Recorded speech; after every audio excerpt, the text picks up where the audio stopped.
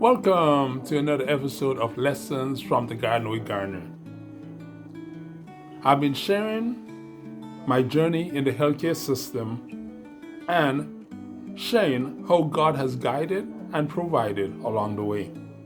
Please subscribe, share, and like Lessons from the Garden with Garner. On Monday, the head surgeon returned from vacation and paid me a visit. He explained that his colleague had covered him during the holidays, and he will be doing the follow-up and outpatient care at his clinic. He explained that his clinic was his bread and butter. The surgeon outlined his credentials and his patient history. He explained that he had done over 800 surgeries on feet, mostly amputations of feet and toes. He went on to explain that those who had similar issues like mine, the prognosis was good, but conditional. He explained that if I followed his instructions, that I will heal and regain full use of my foot. He gave his stats. Out of 380 patients with similar foot issues, the majority of them made a full recovery. The condition is no weight bearing on the foot for 6 months. That there were 38 patients who did not follow his instructions and he had to amputate their leg. As he was about to leave, the patient in the bed beside me called out to him. He asked them their name and he told the doctor that he had amputated his leg in 2020. The doctor came back to me with pride and explained that this was one of his successful amputations. I have a choice before me: to follow the surgeon's instruction and by God's grace keep my foot, or disobey, enjoy the foot for 6 months, maybe in pain and discomfort for 6 months, and lose it in the end. I've been thinking, is not that the same choice God puts before us?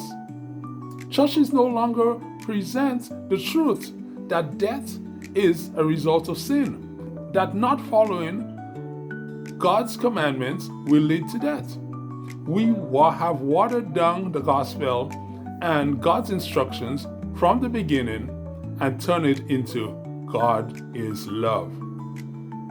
Just like the surgeon, God does not leave any doubts about the results of disobedience, not following his instructions or his commandments. Deuteronomy 30:15-19 says, "See, I've set before you today life and death, good and evil. In that I command you today to love the Lord your God, to walk in his ways and to keep his commandments, his statutes and his judgment, that you may live and multiply, and that the Lord your God will bless you in the land which you go to possess. But if your heart turns away so that you do not hear, and are drawn away and worship other gods and serve him, I announce to you today that you shall surely perish. You shall not prolong your days in the land which you cross over the Jordan to go in and possess. I call on heaven and earth as witnesses today against you, that have set before you life and death, blessing and cursing. Therefore, choose life, that both you and your descendants may live." Here again, we see God giving clear instructions to the children of Israel: stay and die, or follow my directions, and your life will be the prize. In Jeremiah 21:8-9, "Now you shall say to the people, Thus said the Lord, Behold, I set before you the way of life and the way of death. He who remains in the city shall die by the sword, by famine, by pestilence. But he who goes out and defects to the Chaldeans who besiege you, he shall live, and his life shall be as a prize to him." God's instructions are clear and simple. He breaks it down and uses the things we already know The things God uses are things that are already established.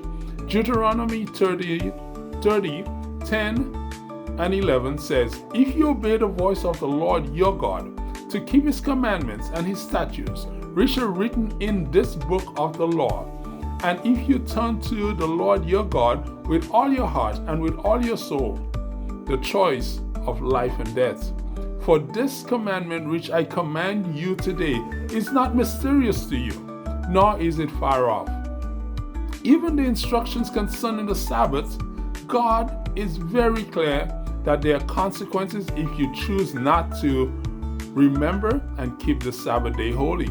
Isaiah 58:13 and 14 says, "If you turn away your foot from the Sabbath, from doing your pleasure on my holy day, and call the Sabbath a delight, the holy of the Lord honorable, and shall honor him, not doing your own ways, nor finding your own pleasures, nor speaking your own words, then you shall delight yourself in the Lord, and I will cause you to ride on the high hills of the earth, and feed you with inheritance of Jacob your father. The mouth of the Lord has spoken."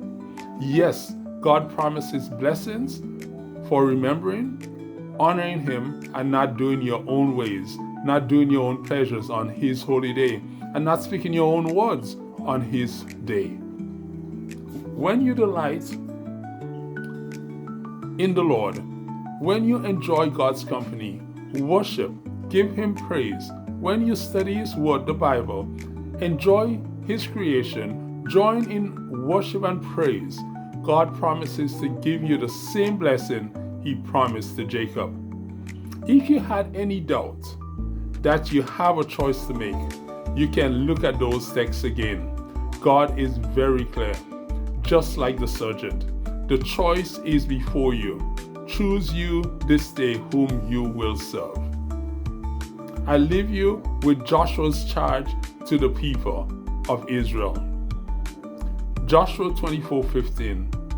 "And if it seems evil to you to serve the Lord, choose for yourself this day whom you will serve, whether the gods your fathers served that were on the other side of the river, or the gods of the Amorites, in whose land you dwell. But as for me and my house, we will serve the Lord." Have a blessed Sabbath day. God bless you and keep you. Garner from Lessons from the Garden.